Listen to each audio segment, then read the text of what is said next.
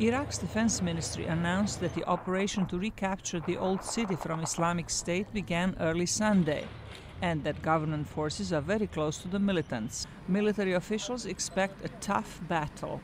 Of course the battle will be hard. It's the last advance point held by Islamic State.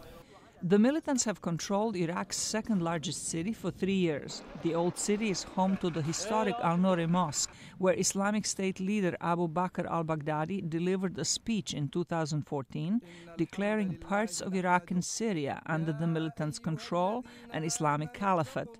The Iraqi government began an offensive to retake Mosul in October. The last part of Mosul, still held by the militants, will be the hardest to recapture because the old city core is densely populated and fighting endangers civilians.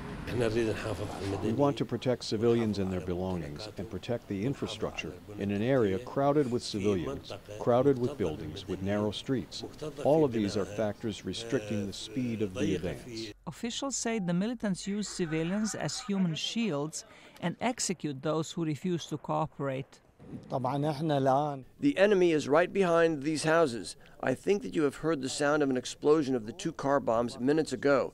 It is painful to stand here near graves of people executed by Islamic State after they tried to escape. But they say so far the operation is going as planned. The priority for the Iraqi forces is to open safe corridors more than to advance on the ground. The main thing is to save the people from the militants. The militants have lost much of their territory over the last 3 years, and Mosul is their last urban bastion in Iraq.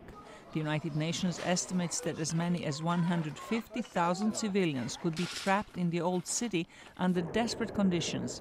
Russia's military officials said last week that their May 28th airstrikes on Raqqa in Syria killed several Islamic State leaders and likely killed or wounded al-Baghdadi himself.